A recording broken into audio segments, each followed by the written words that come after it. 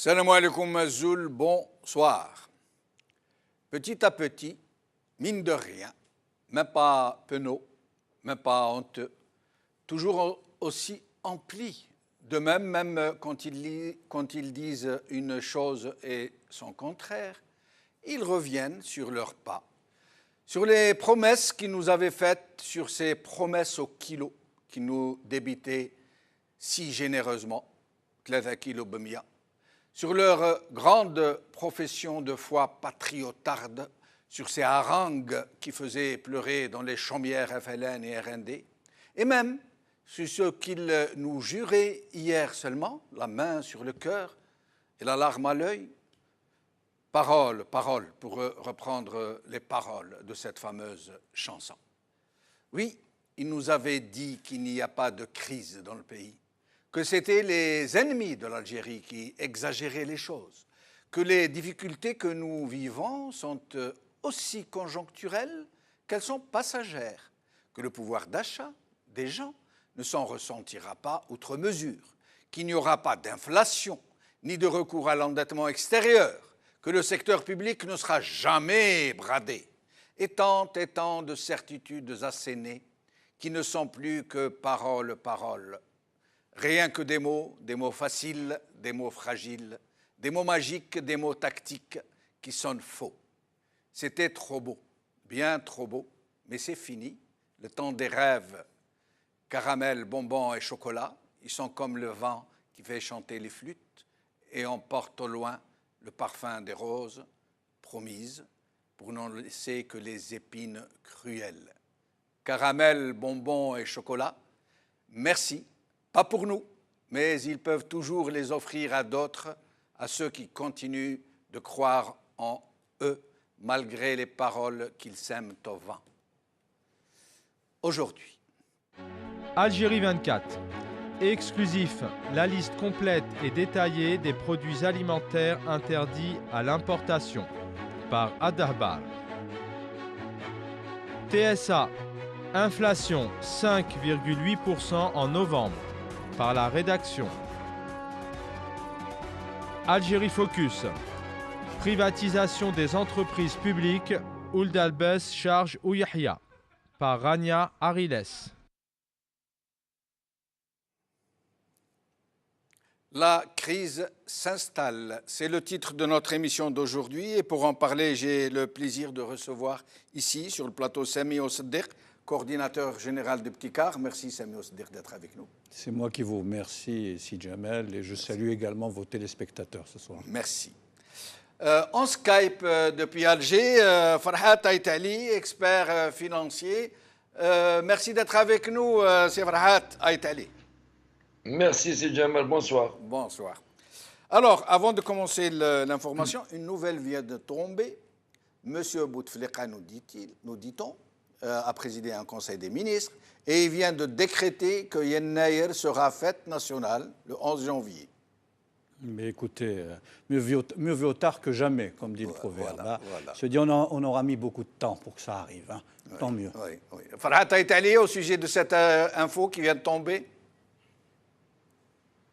Pardon? Au sujet de cette info qui vient de tomber, que je viens d'annoncer, M. Bouteflika a présidé un conseil des ministres et il vient de décréter que Yennayer, le 11 janvier, sera journée chômée et payée, journée nationale. C'est une sorte de vente concomitante avec la crise économique. Nous nous en félicitons malgré tout. Personnellement, je ne suis pas contre. Au contraire, je suis très heureux que le gouvernement algérien, du moins même par une mesure opportuniste, se soit rendu compte que cette date était une date pratiquement matrice pour l'histoire de l'Afrique du Nord, pas seulement de l'Algérie de toute façon. J'espère que ça va créer une synergie dans les autres pays de la région. Mais bon, ceci dit, je ne pense pas que l'objet du Conseil des ministres d'aujourd'hui était une ère. Donc, il fallait quand même trouver une sorte d'échappatoire au problème du moment. Et diversion en même temps que se rallier des sympathies au niveau de la population? La logique voudrait que la population qui estime que c'est son droit de toute façon, donc on n'a pas de sympathie à attendre en respectant et en reconnaissant le droit d'autrui, particulièrement quand on est pratiquement de la même identité et du même pays qu'eux. Donc ce n'est pas une offre, ce n'est pas un cadeau. À Oui. moins que certaines têtes du pouvoir ne s'estiment pas elles-mêmes identitairement de cette terre.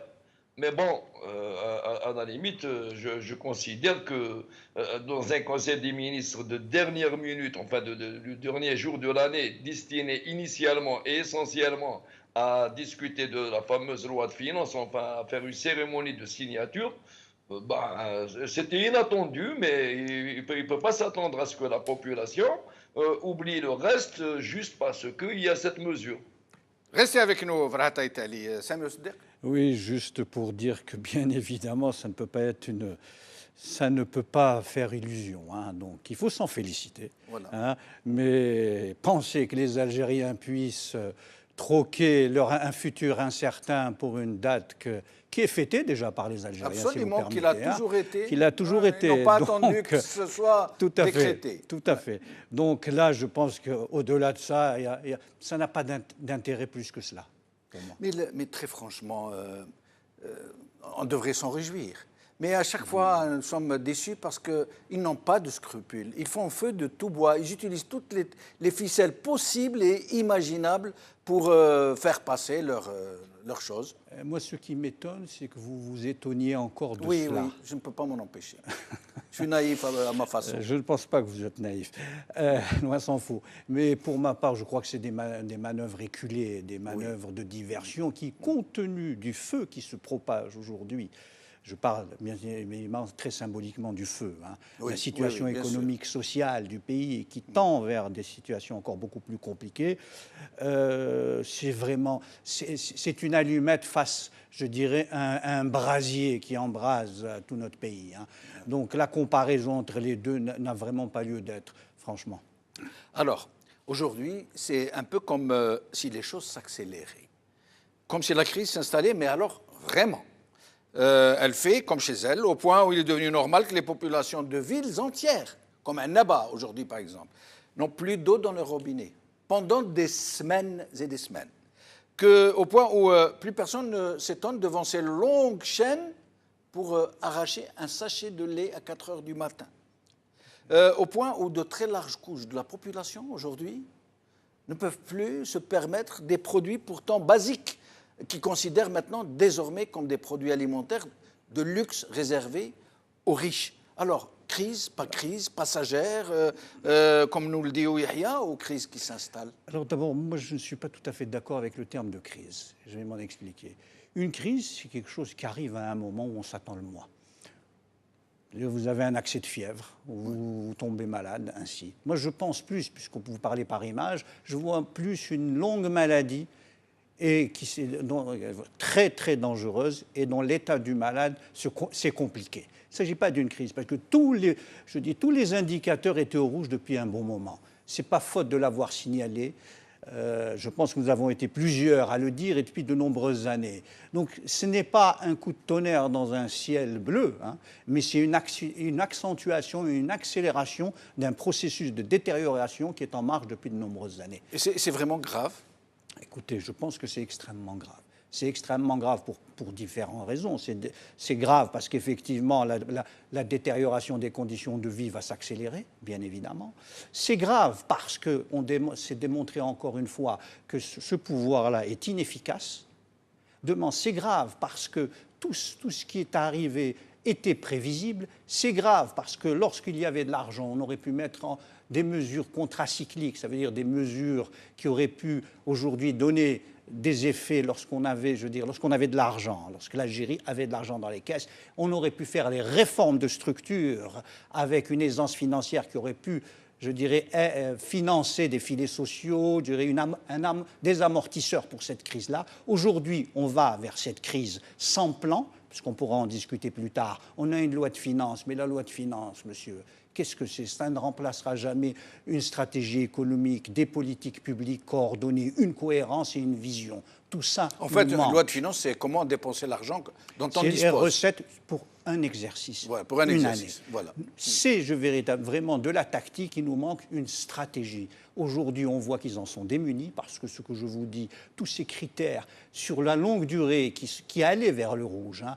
en 2013, en fin 2013, lorsque le baril était à $120, j'écrivais que nous retournerions sur le marché de l'endettement à moyen terme. Alors, il ne s'agissait pas encore de voir ça dans une boule de cristal, mais tous les éléments étaient déjà réunis. Il y a de ça, c'est déjà 5 ans, et on aurait pu le dire avant. Donc, de mon point de vue, ce qui arrive n'est pas une crise, malheureusement.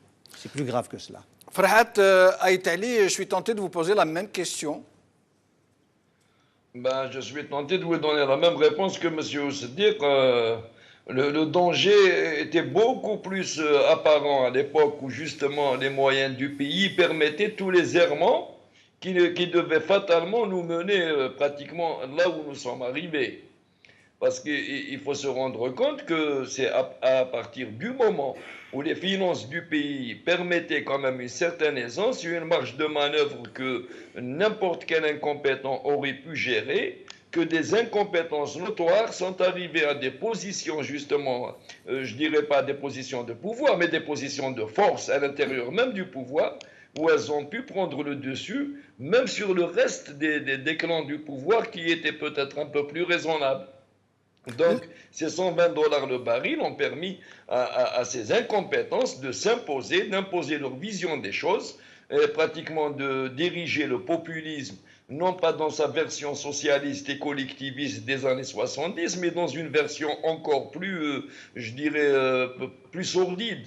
C'est la version contrebandière, c'est la version prébandière, où pratiquement toute la société, dans tous ces segments, a été invitée à une sorte de gigantesque kermesse où le parasitisme le disputait au brigandage. Et à cette époque-là, nous avions dit que ça allait très très mal finir. Moi, en 2013, quand ils ont importé pour $7 milliards de véhicules, quand ils ont fait des augmentations de salaire, bien sûr en augmentant les points indiciaires de manière justement à ce que les gros salaires gonflent beaucoup plus vite que les petits.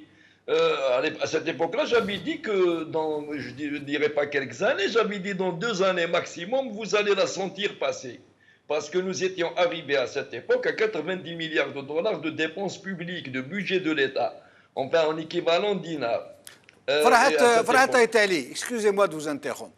Avec les mêmes sommes d'argent qui ont été dilapidées ou gaspillées ou détournées ou jetées à la poubelle, littéralement, pour ne pas dire autre chose, des gens plus compétents, qu'est-ce qu'ils auraient pu faire avec ces 1000 milliards de dollars qui ont été dépensés? Il ne s'agit pas de 1000 milliards de dollars, on aurait pu faire beaucoup mieux avec beaucoup moins. C'est justement ces fameux 1000 milliards qui ont pratiquement foutu la pagaille dans la réflexion économique dans le pays. J'ai bien dit que c'est cette masse d'argent qui est arrivée rapidement et sans aucun effort particulier qui a permis à des incompétences de s'ériger en maître à penser dans le pays. Avec 200 milliards de dollars, on aurait pu faire mieux. Moi, je me rappelle qu'en 2001, c'était Bambitour qui était Premier ministre. Eh ben, on avait pratiquement des revenus de 18 milliards de dollars cette année-là et des revenus fiscaux qui ne dépassaient pas les 14 milliards de dollars. Eh ben, il était question d'un premier plan de relance économique qui avait été lancé d'ailleurs et qui avait tout l'air d'être bien ficelé. Et le gros des investissements dans la PME, les gros programmes qui étaient vraiment rationnellement calculés avaient été faits à cette époque. Malheureusement, en 2003, on a assisté à la grande querelle à l'intérieur même du système, où Yahya est arrivé comme Premier ministre dans une sorte de vente concomitante de certaines gros pontes du régime qui avaient pratiquement certainement négocié avec Bouteflika cette formule, où il devait avoir un deuxième mandat moyennant justement l'installation du personnage en question comme Premier ministre. Eh bien, c'est là qu'ont commencé toutes les dérives.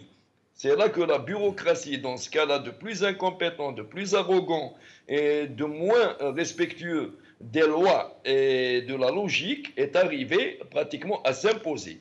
Et Là, plus justement, le baril augmentait, Farhat Aitali, justement au sujet de M. Ouyahia, une mesure vient de tomber, 1000 produits interdits à l'import. D'abord, pourquoi 1000 produits? Ça se veut symbolique, ça se veut un électrochoc. Pourquoi 1000 produits? justement, c'est ce que je disais. Quand une incompétence s'érige en maître à penser dans un pays, évidemment, elle a coopté aussi d'autres incompétences dans d'autres ministères, où la bureaucratie a décidé pratiquement de régir, non pas de gérer, de régir le quotidien et le destin à moyen long terme de la nation par des mesures aussi farfelues, unilatérales que populistes. Il était question de 900 produits, après c'est descendu à 850 en une nuit. Il paraîtrait que c'est sur injonction et intervention d'une partie assez influente qui se sentait lésée dans certains produits, qui ont été quasiment éjectés de la liste, justement parce que ça dérangeait certains cercles. Le lendemain matin, le Premier ministre qui se pointe avec une liste de 1000 produits, ce qui veut dire qu'il a réintégré encore les 50 plus 100 autres, mais dans les faits, c'est une mesure catastrophique qui n'aura aucun effet sur les réserves de change. Si ça se trouve, elle va effectivement éliminer ces fameux produits, mais elle va quand même augmenter la facture. Et je vais revenir à vous, Farhat Aitali, au sujet de cette liste. C'est très important. J'ai d'autres questions à vous poser. C'est mais aussi dire qu'au sujet de ce que vient de nous dire Farhat Aitali, que des gens compétents auraient pu faire beaucoup mieux avec le cinquième de ce qui a été dépensé quasiment, 200 millions de dollars, ou le quart, disons. Sur cette question, nous nous rejoignons avec M. Aitali. Je vais vous donner un chiffre, mais je reprends le chiffre de M. Aitali, 200 milliards. Vous savez ce que représente 200 milliards? Oui. C'est actualiser le total du plan Marshall en 1945 qui a relevé toute l'Europe de l'Ouest. Je prends notre exemple le plus récent, la Grèce. Le scandale grec, vous vous souvenez un peu les problèmes des finances grecques, où tous les journaux étaient étalés, où la Grèce a été la grande faillite du système qui n'a jamais eu lieu, c'est 80 milliards de dollars. C'est ça le chiffre dont il s'agit. Remettez ça en parallèle avec les... Et là, c'est récent, c'est pas le plan Marshall. Évidemment. Remettez ça en parallèle avec les 85, plutôt les 850 ou les 1000 milliards. Les évaluations bougent, mais elles sont encore considérables sur ce qu'on aurait pu faire. Mais effectivement, lorsque on a une manne de ce type-là, il y a ce que les Grecs appellent l'hubris. Qu'est-ce que l'hubris? L'hubris, c'est l'idée qu'on est encore plus grand que tous les dieux. Et je pense que cet argent-là a rendu fou bon nombre de gens, mais cette folie, ça a d'abord passé par leur poche, bien évidemment. Ils s'en ont bien rempli, mais surtout, ils ont permis à rendre totalement irresponsables tous comme nous sommes, du citoyen jusqu'au premier responsable, l'irresponsabilité a ruisselé, a atteint tout le monde dans nos comportements quotidiens, tous, mais surtout, bien évidemment, les détenteurs de ce pouvoir-là. Mais justement, Samir Siddiq, pour rester dans ce que vous êtes en train de dire, ce régime, pour pouvoir perdurer, pour pouvoir piller, pour pouvoir s'adonner à ses turpitudes, et Dieu sait combien elles sont nombreuses, a donc élargi le cercle de ceux qui peuvent profiter de la manne, jusqu'à des couches populaires relativement défavorisées. Et donc, c'est une sorte d'addiction.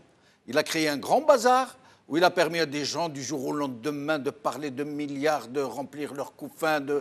Et puis, aujourd'hui, on demande subitement aux gens de serrer la ceinture, et qui leur demande, les mêmes qui ont mené le pays à cette situation, lui disent « Non, nous allons tout corriger ». Vous trouvez que c'est moral, ça?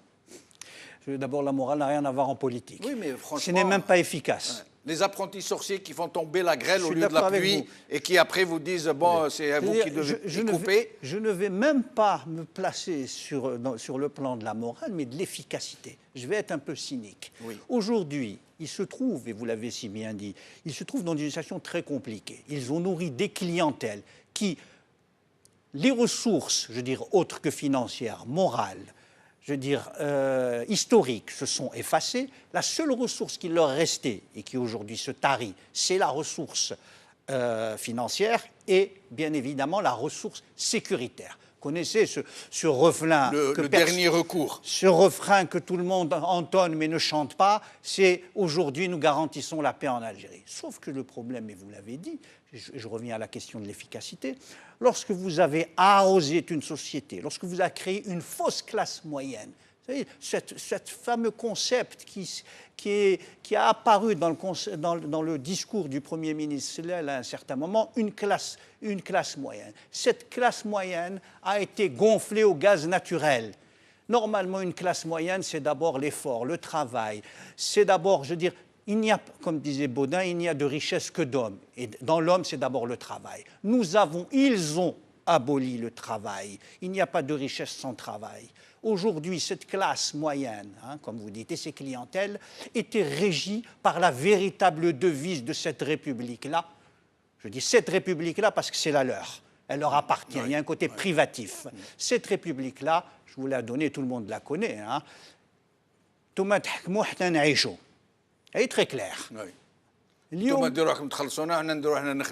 Voilà. Aujourd'hui, il n'y a plus les moyens, bien, très clairement, il n'y aura plus les moyens de pouvoir entretenir, et je pèse mes mots, entretenir ces clientèles-là. Et bien évidemment, il y a une rupture tacite du pacte social qui a permis à ce régime... Du pacte social entre guillemets. Mais bien évidemment, tout est entre guillemets, république et pouvoir également, et même économie. Parce que là aussi, en termes de concept, je pense qu'on est plusieurs à penser qu'il n'y a pas d'économie. Il y a un secteur extractif et il y a autour de ça un système de prédation qui s'est mis en place et de consommation. Donc aujourd'hui, tous les ingrédients sont en place pour qu'il y ait véritablement un avenir compliqué si les choses restent ainsi. Quand je dis si les choses restent ainsi, ce n'est pas que je mets encore ou je fais crédit à ceux qui sont au pouvoir, mais aujourd'hui, bien évidemment, les choses vont changer à terme, pas demain, pas après-demain, mais elles vont être dans l'obligation de changer. Et j'espère qu'elles changeront pour le meilleur. Farhat Ait Ali, pour revenir à cette liste des 1000 produits interdits à l'import, ces gens-là vont être obligés de réduire la voilure, y compris pour leur propre clientèle. Mais comment vont-ils procéder à la sélection? Et rien ne dit que cette liste ne va pas encore être gonflée, ne va pas être rallongée. D'abord, et ensuite, est-ce que ça risque d'avoir à court terme des répercussions, non seulement sur la vie économique de tout le monde, mais sur les équilibres que le régime a mis en place, les équilibres de ses propres relais? Il y a quand même, si jamais, clientèle et clientèle. Et ce n'est pas du tout les mêmes. Il y a une clientèle inconnue du régime qui fait partie justement des fameuses classes moyennes ou même plus ou moins supérieures au sens de la rente, parce qu'il n'y a pas de classe en Algérie.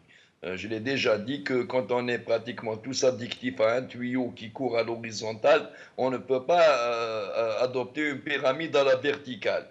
Donc, ce n'est pas stratifié en classe, c'est beaucoup plus des couches en fonction de la proximité de la rente. Mais les 1000 produits là, qui sont touchés ne sont pas exactement le privilège de la fameuse clientèle directe du régime. Parce que les dernières années, depuis pratiquement 2010, 2009 surtout, la clientèle la plus proche du régime s'est recyclée dans d'autres formes de prébande. Ce n'est pas dans l'importation justement de ces fameux produits qu'elle se nourrit.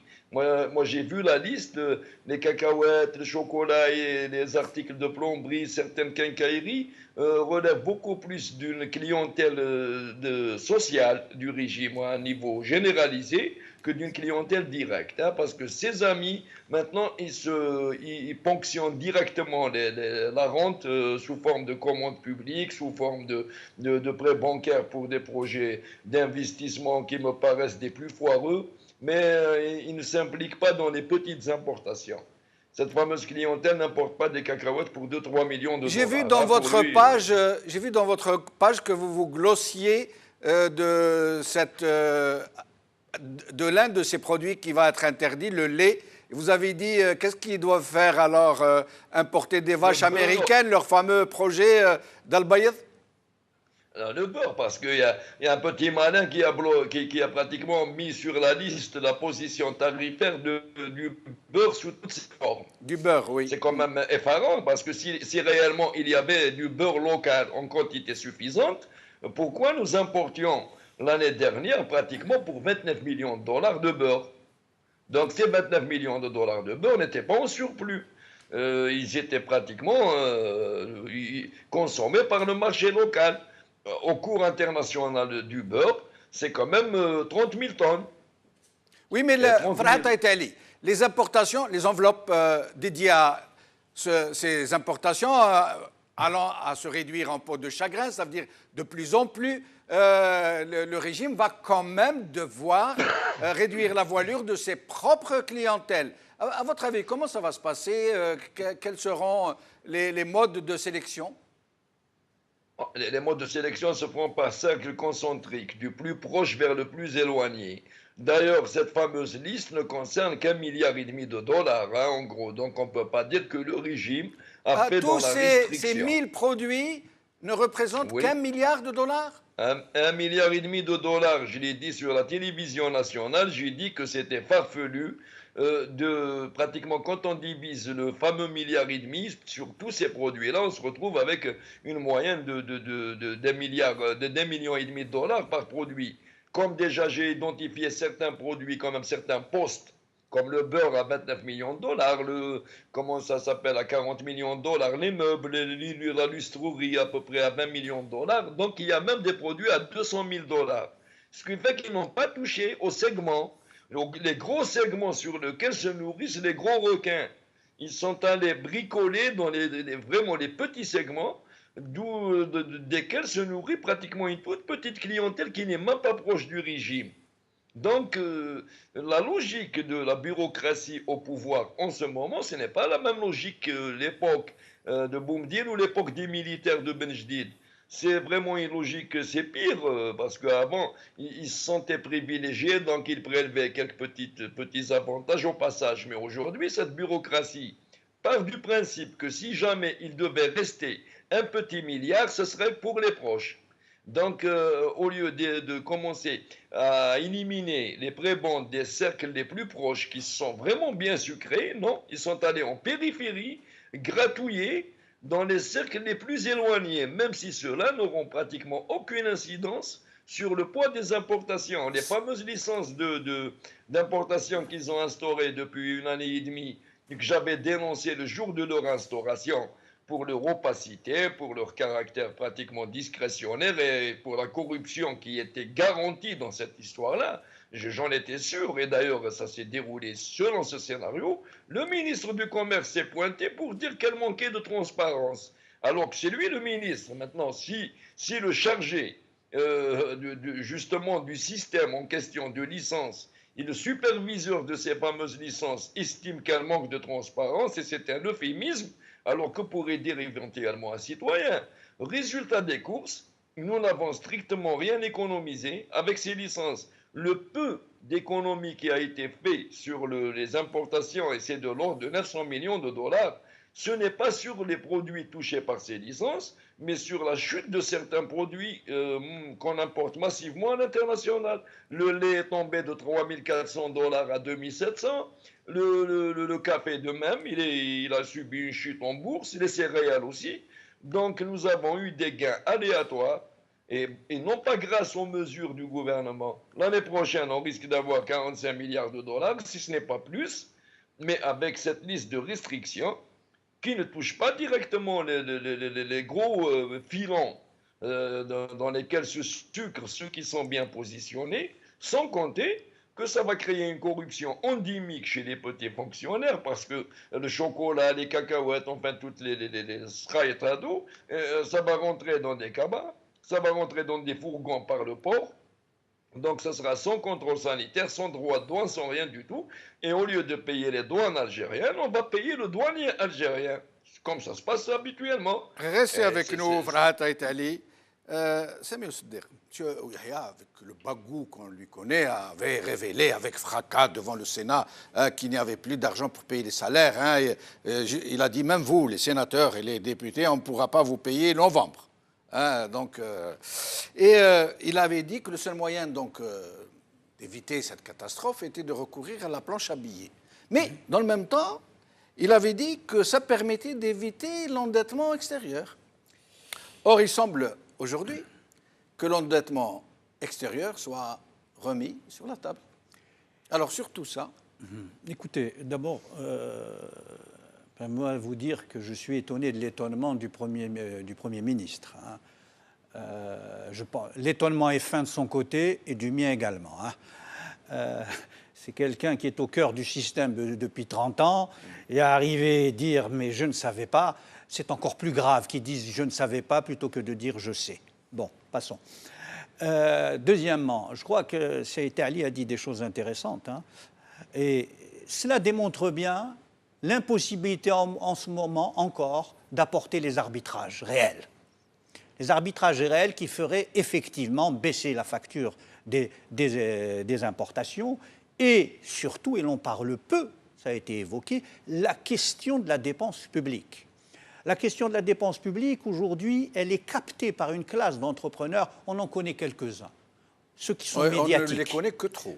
Mais on n'en connaît pas assez. Il y a véritablement ceux qui, eux, bénéficient aussi, tout aussi amplement, dont on ne parle pas.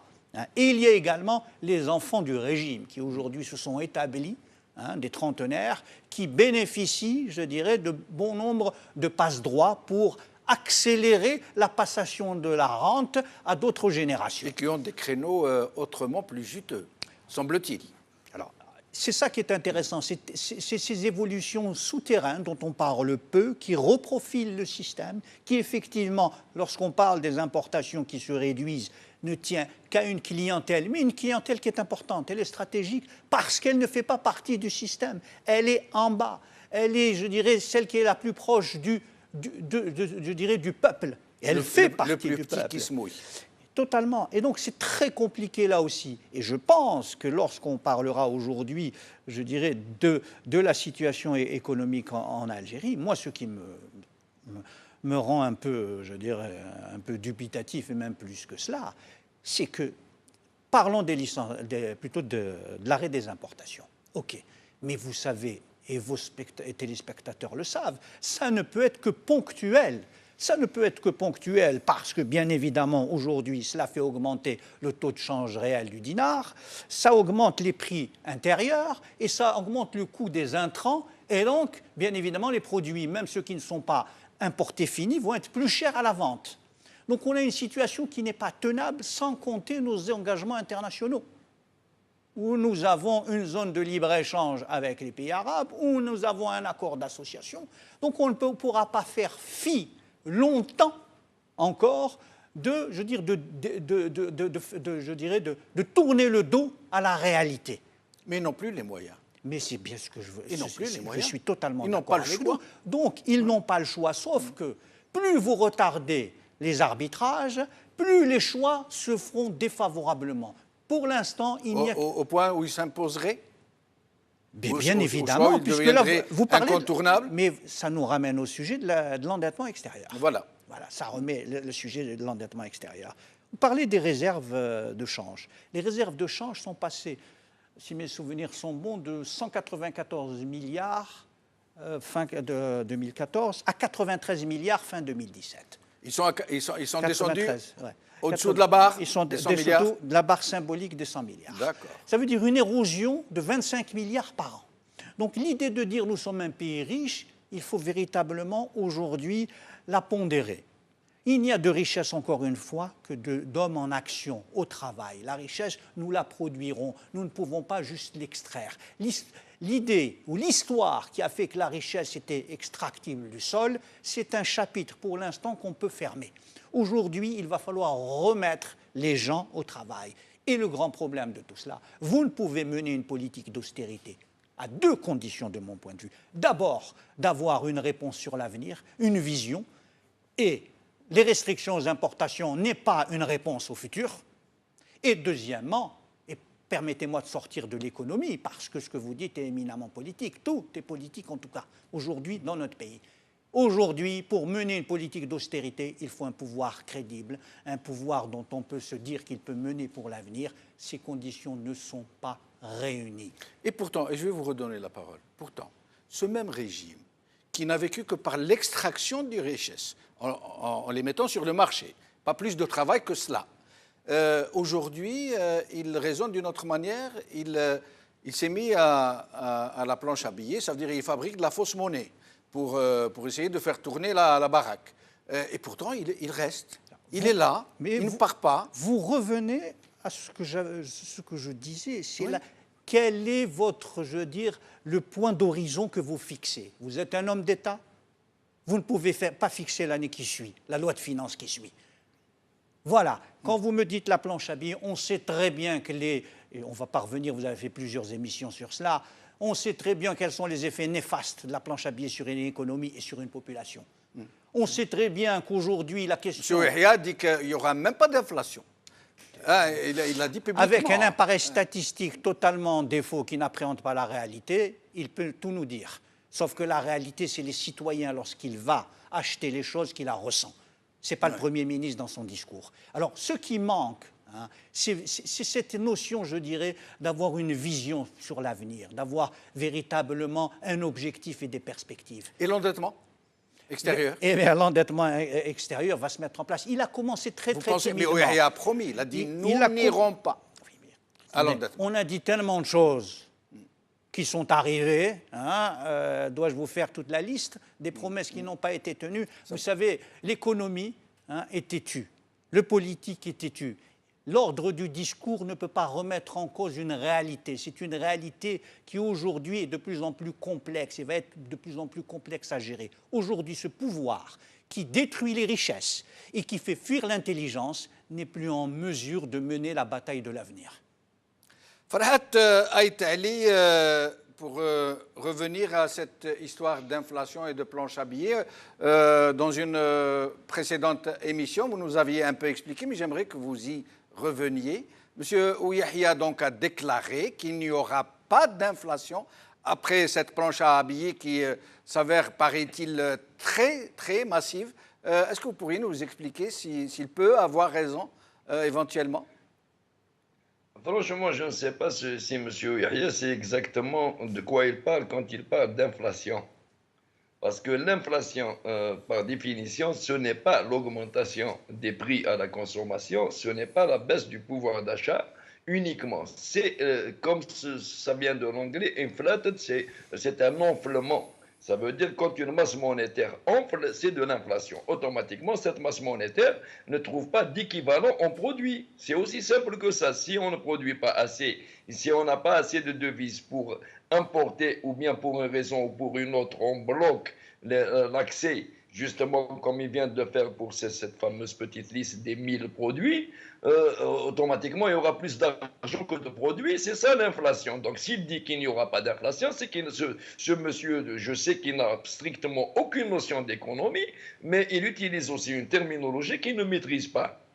On ne peut pas émettre pratiquement pour 1800 milliards de dollars, pour 1800 de dinars, pratiquement pour 15 milliards de dollars en 2018, pour 570 milliards, c'est le gouverneur qui vient de le dire, pour 2017, et se retrouver avec 20 milliards, l'équivalent de 20 milliards de dollars dans la nature, qui n'ont pas leurs 20 milliards dans les réserves, et qui ne les ont pas en produits intérieurs, sans inflation. Ça, c'est lui qui le dit. Franchement, ce monsieur défie les lois des mathématiques, les lois de la logique.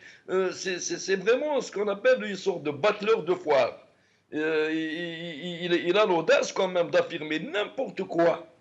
Et évidemment, il peut même reposer ça sur quelques experts maison qui viendront expliquer que moyennant telle mesure, moyennant une productivité intérieure améliorée, si on devait mettre bien sûr la machine de production en marche, enfin avec une addition, une série de si, et ils peuvent toujours dire si on mettait tout ça en place, eh ben on n'aura pas d'inflation. Mais s'il y avait tous ces si-là, on n'en serait pas là déjà, on ne serait pas dans cette catastrophe. Ce monsieur ne serait pas obligé d'émettre de la monnaie. D'ailleurs, en 2016, j'avais prédit à Sellel qu'il émettrait de la monnaie à partir de la mi-2017, ce qui avait été démonté à l'époque avec véhémence. Mais maintenant, ce qui avait été démonté sous celle-là est devenu une trouvaille géniale sous Yahya.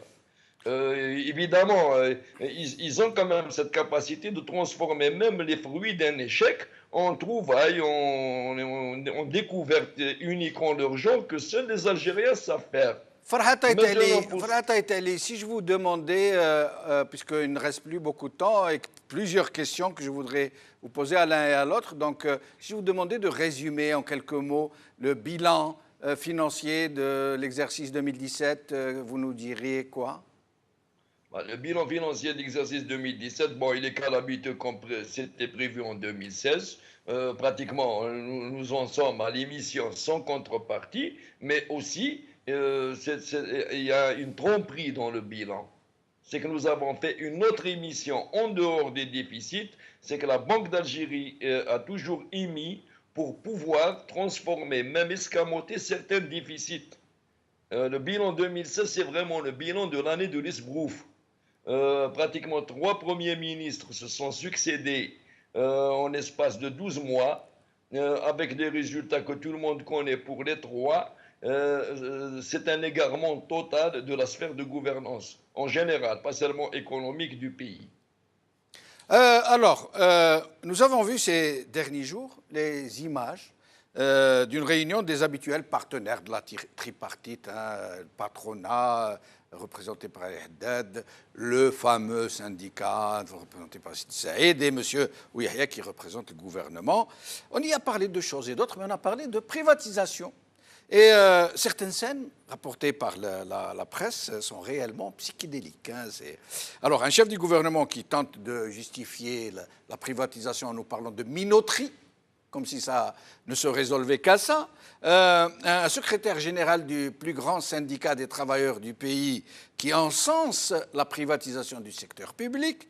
Et le patron du patronat, M. Haddad, qui rend un hommage réellement très comique au premier patron du secteur public, le PDG de Sonatrach. Alors, qu'est-ce que c'est que cette histoire de privatisation, Sami Oster?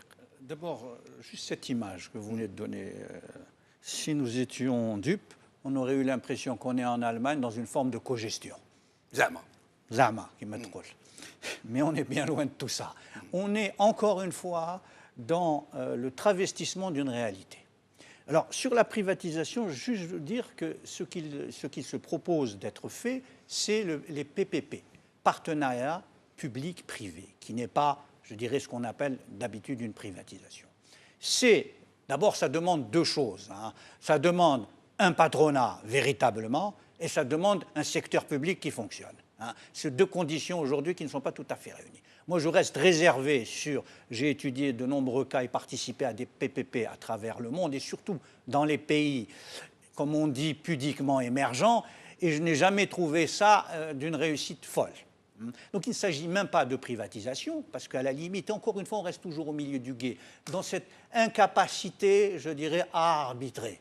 On reste dans un système que l'on voudrait mettre en place de PPP, donc partenariat public-privé, qui aujourd'hui, d'abord, pour arriver à ce partenariat, demande un nombre d'intervenants et, je dirais, de conditions qui le rendent d'une certaine façon impossible, sauf pour certains.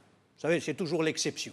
Donc, on aura quelques partenariats publics-privés, mais qui n'auront pas comme objectif l'efficience économique, mais plutôt le développement d'une relation économique en faveur, je dirais, d'un partenaire privé d'abord. Donc, on assiste d'une certaine façon à un faux partenariat public-privé. Sur les privatisations, puisque vous parlez des privatisations, la loi de 2016 a remis en place, je dirais, une mesure qui est celle d'avoir une minorité de blocage de 34%. Là aussi, j'ai dans un passé récent, vu les dossiers très près des privatisations qui n'ont pas eu lieu, celle des cimenteries, puisque moi-même j'étais président du banque d'affaires et j'étais sur la shortlist. Je peux vous dire que ce qu'il y a, alors on peut être pour ou contre, c'est même pas cela dont je veux parler, c'est l'incapacité à fabriquer, à produire une décision politico-économique qui amène, je dirais, de l'efficacité. C'est un système bloqué qui détruit les choses. sur ces privatisations. On est resté au milieu du gué. Qu'est-ce qui est arrivé? Je vous raconte l'histoire d'une cimenterie, la plus grande cimenterie d'Algérie à cette époque. On voulait ouvrir le capital. L'histoire n'a pas bougé. Et qu'est-ce qu'on a fait parallèlement? On a permis à Orascom d'ouvrir une cimenterie privée qui avait une production qui, d'une certaine façon, dévaluait la cimenterie à vendre. On s'est trouvé dans une situation où la vente a été contournée en disant nous ne privatisons pas, mais on a permis à des intérêts privés de s'accaparer à un coût d'entrée sur le marché très faible une part importante du marché du ciment. Mais c'est à ce point, même en des circonstances pareilles, qui ce serait suicidaire, y compris pour eux-mêmes, ces gens qui sont en train de concocter de telles attitudes, de telles stratégies. Alors, tout dépend de ce que vous appelez suicide. Je m'explique. Oui.